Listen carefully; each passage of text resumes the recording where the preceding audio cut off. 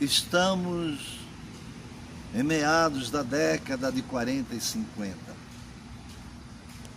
Cuiabá ainda mantinha o seu aspecto colonial. O senhor Pedrito Rocha, família baiana, nesse período muda para Cuiabá. Viúvo, pai de 5 filhos, sabendo que Cuiabá prosperava, ele resolveu vir com seus filhos para abrir um mercado de fumo em Cuiabá, que deu certo e se tornou próspero na 24 de outubro, na rua 24 de outubro.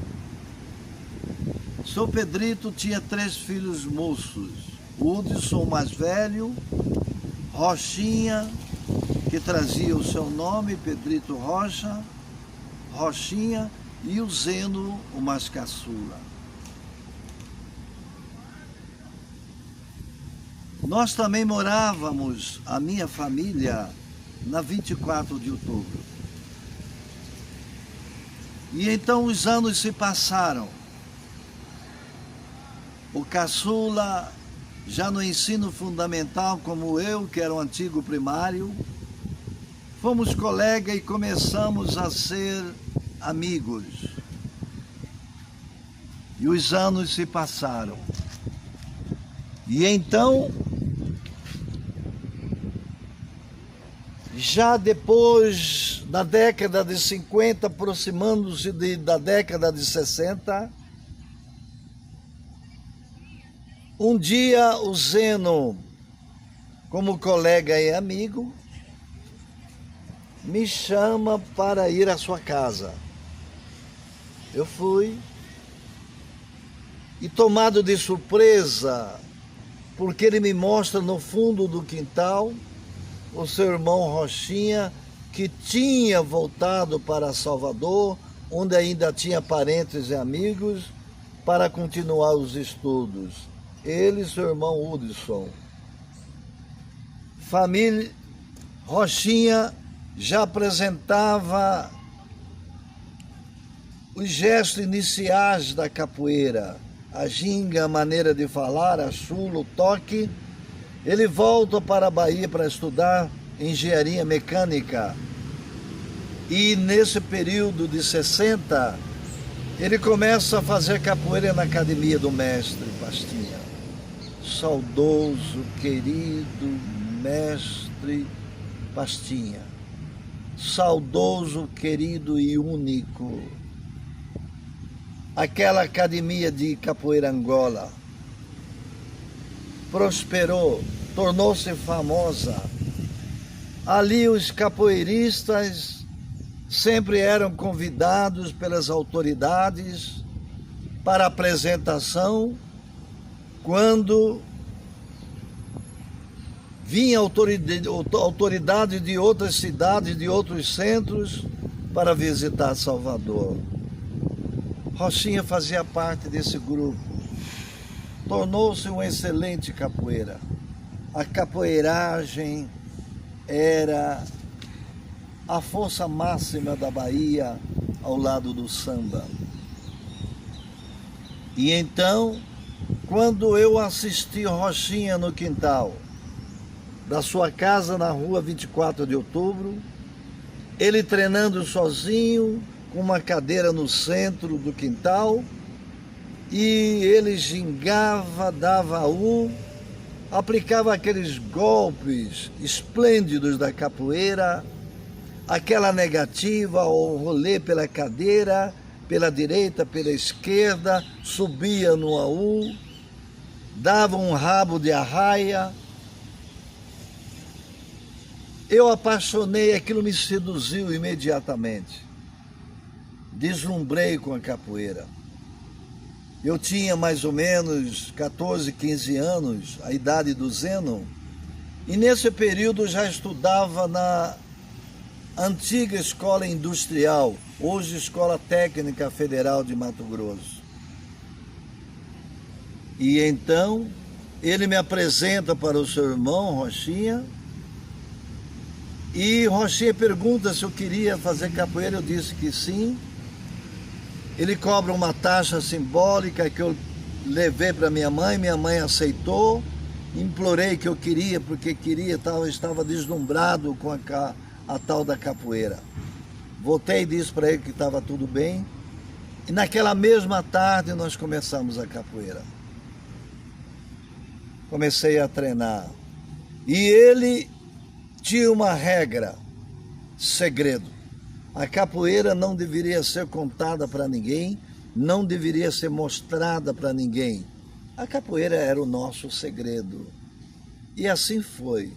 O mês todo, eu treinando com Rochinha, o Zeno começa assistindo, depois ele animou a fazer a capoeira conosco, ficou Rochinha, eu e Zeno fazendo capoeira.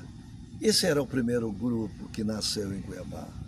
Nesse período, absolutamente, na década de 60 para 70, não havia nenhum mestre de capoeira em Cuiabá, não existia nenhum grupo de capoeira em Cuiabá. A única história antiga da capoeira em Cuiabá foi contada pelo meu avô Ricardo, que quando ele soube que eu estava fazendo capoeira, ele contou-me que na década de 20 e 30, ele estava no centro de Cuiabá, na Praça Alencastro, quando ele presenciou um mulato que foi provocado por um grupinho de rapazes, que hoje nós chamamos de bullying, e esse rapaz, de repente, começa a gingar, saltar, dar rasteira, cabeçada e pontapé, e mais de 20 rapazes. E ele então jogava capoeira, se defendia, dava pontapé e saiu correndo e foi embora. Aquilo era a liberdade da capoeira. Isso é a liberdade da capoeira. Foi criada não para você bater em ninguém, mas para que 10, 20 pessoas não sejam o suficiente para bater em você. O que importa para o homem negro, para o escravo, era a liberdade. Então, o tempo tomou seu curso. Rochinha precisava voltar para Salvador e ele combinou que vinha nas férias. Mês de dezembro, mês de julho, passava um mês e meio, e dezembro mais alongado, ele passava final de dezembro até fevereiro. Ele deixava tudo escrito para mim, o que eu devia fazer, eu e Zeno, e ele ia embora para Salvador, para a faculdade, voltava lá a treinar com os capoeiras de Salvador, e enquanto aqui nós treinávamos as aulas escritas. E treinávamos muito, treinávamos diariamente, às vezes era 2, 3, 4 horas de treinamento ininterrupto. Treinávamos muito. Quando chegava em dezembro, final do ano, ele vinha, cobrava as lições dadas, acrescentava mais alguma coisa. E ali já tínhamos o primeiro grupinho, Rochinha, Zeno e eu, e ele me chama, me autoriza a trazer mais um moleque para capoeira, mais um menino. E eu então trouxe o Dalmo, que era meu colega e de confiança na escola industrial. Zeno era um excepcional jogador de futebol salão, mas ficou muito contente com a notícia, com o convite e aceitou, mas com aquela regra, esse é nosso segredo. Então eu levei o Dalmo. Dalmo tinha um ouvido absoluto, musical, com muita facilidade.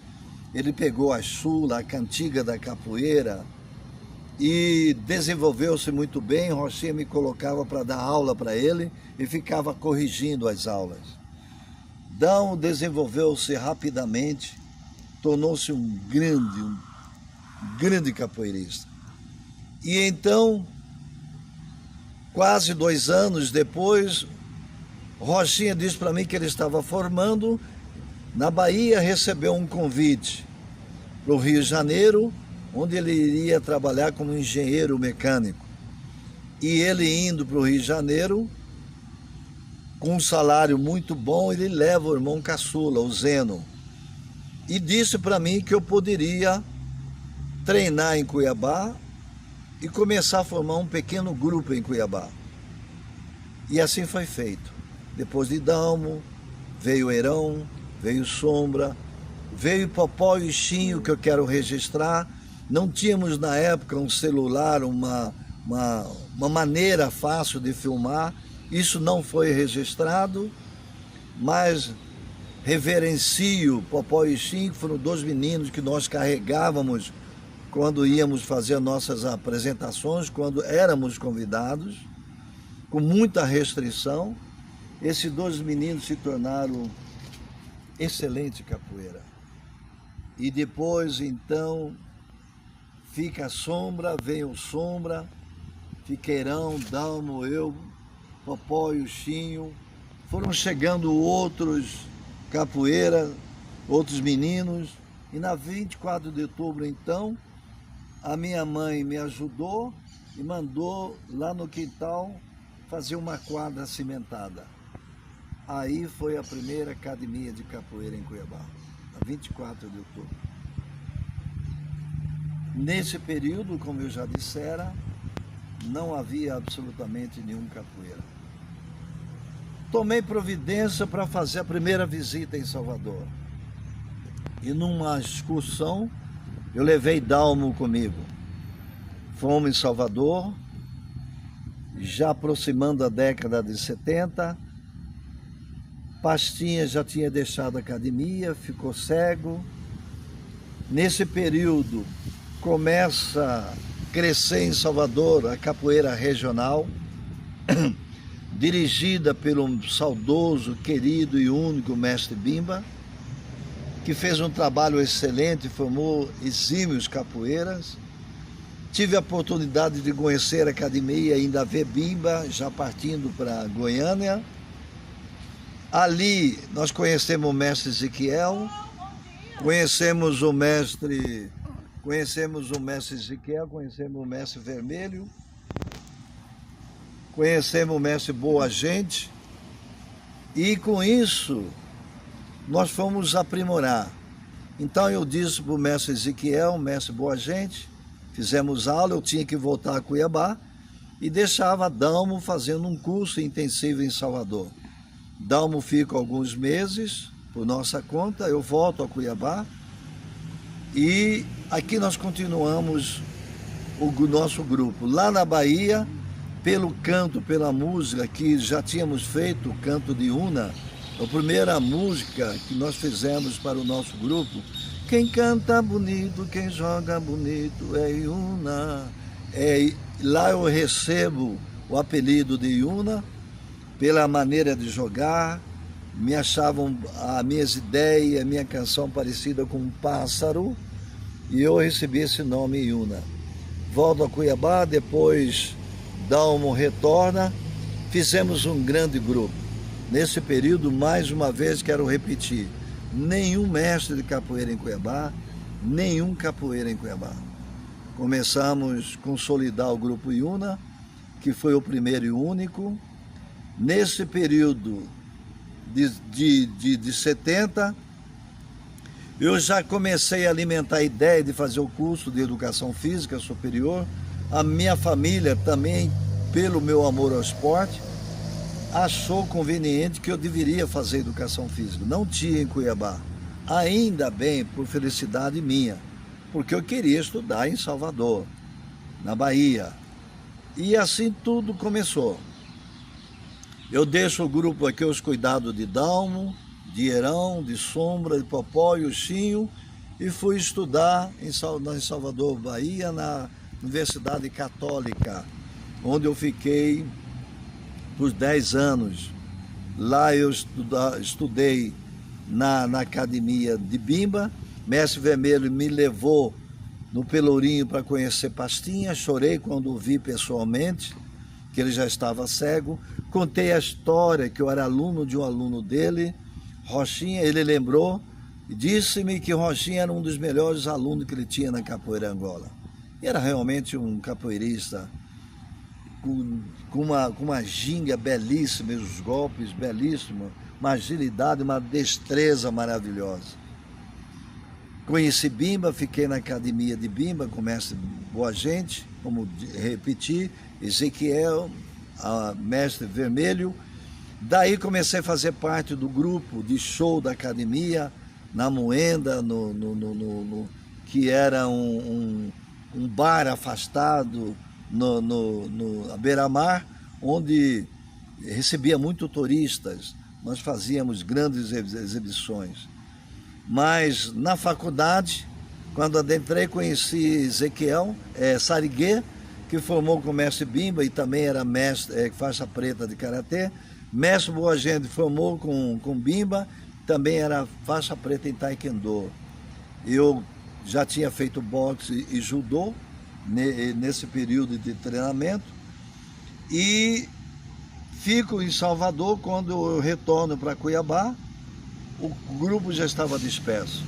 Houve uma briga interna no grupo Iuna, um desentendimento entre Dalmo e Heron. O grupo se desentendeu, houve uma briga e cada um foi para um canto.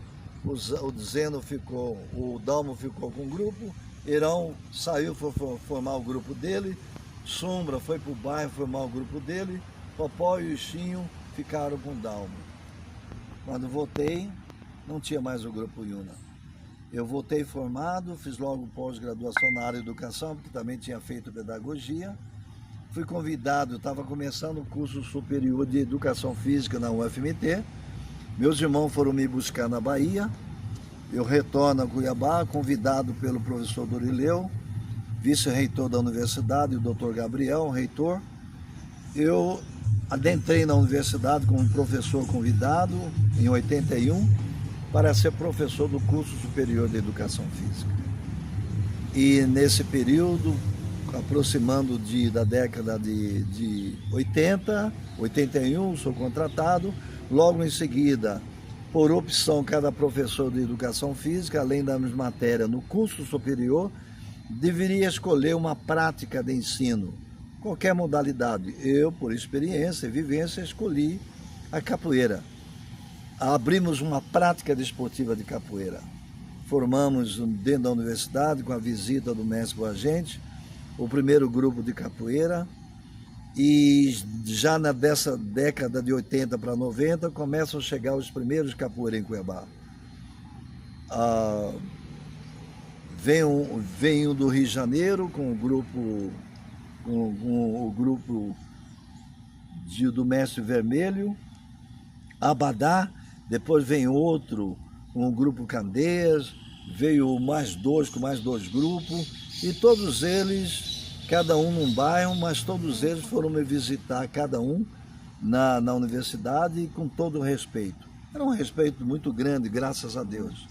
Mas teve a partir daí, a capoeira como a fé, ela se tornou produto e começou a ser vendida. Na universidade nós nunca tivemos essa intenção. A capoeira era dada, ministrada gratuitamente.